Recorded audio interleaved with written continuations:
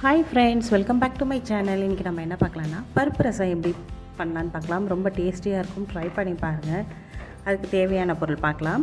So மிக்சியில் அரைக்கிறதுக்கு நான் 1 டீஸ்பூன் மல்லி எடுத்திருக்கேன், பாதி பச்சை மிளகா எடுத்திருக்கேன், உங்களுக்கு காரத்துக்கு தகுந்தாப்பில் 1/2 டீஸ்பூன் சோம்பு, 1/2 டீஸ்பூன் சீரகம், ஒரு சின்ன துண்டு இஞ்சி, ஒரு 2 பல் பூண்டு, கருவேப்பிலை கொஞ்சமாக, 2 கொத்து எடுத்துக்கோங்க, மிளகு, ஒரு தக்காளி, அவ்வளோதான். இதெல்லாம் மிக்சியில் அரைக்கிறதுக்கு. தாளிக்கிறதுக்கு கொஞ்சமாக ஆயில் எடுத்துருக்கேன், கடுகு உளுந்தம் பருப்பு, 2 சின்ன வரமிளகா, கருவேப்பிலை, பெருங்காயத்தூள், வெந்தயம் 2, வெங்காயம் வதக்கிறதுக்கு ஒரு சின்ன வெங்காயம் 2 எடுத்துக்கோங்க, அவ்வளோதான். மஞ்சத்தூள், உப்பு, பருப்பு 1 கப் எடுத்திருக்கேன், கொஞ்சமாக கொத்தமல்லி எடுத்திருக்கேன், புளி தண்ணி, அவ்வளோதான். ஃபஸ்ட்டு வாங்க எப்படி செய்யலான்னு பார்க்கலாம். மிக்ஸி ஜாரில் நம்ம அரைக்கிறதுக்கு எடுத்து வச்சுருக்கோம் இல்லையா, மல்லி, பச்சை மிளகா, பூண்டு, இஞ்சி, இதெல்லாம் எல்லாத்தையும் மிக்சியில் 1 பை 1 ஆட் பண்ணிக்கோங்க.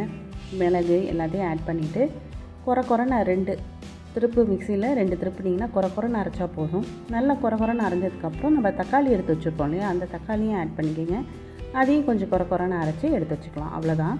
இப்போ ஒரு பேனோ ஒரு கடாயோ ஆயில் ஹீட் பண்ணி ஆயில் ஊற்றிட்டு தாளிச்சிருங்க. கடுகு உளுந்தம் பருப்பு போட்டு தாளிச்சிட்டு பெருங்காயத்தூள் ஆட் பண்ணிக்கோங்க, 2 வரமிளகா, கருவேப்பிலை எல்லாம் ஆட் பண்ணிவிட்டு வெங்காயம் கட் பண்ணி வச்சுருக்கோம் இல்லையா, அந்த வெங்காயம் போட்டு வதக்கிக்கோங்க.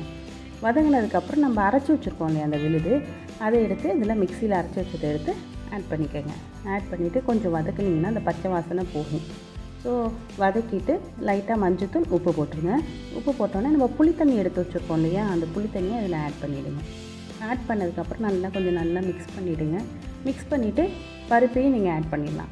பருப்பையும் ஆட் பண்ணிவிட்டு நம்ம கப் எடுத்து வச்சுருக்கோம் இல்லையா, அதில் துவரம் பருப்பு வேக வச்சது, ஸோ அதையும் ஆட் பண்ணிவிட்டு நல்லா ஒரு கிளறிட்டு வச்சிங்கன்னா ஒரு கொதி வரும். கொதி வந்தோடனே ஆஃப் பண்ணிவிட்டு கொத்தமல்லி தூவிடுங்க.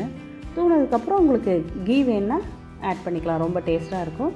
ஸோ கீயை ஊற்றி ஆஃப் பண்ணிட்டிங்கன்னா சூப்பரான பருப்பு ரசம் ரெடி ஆயிரும்.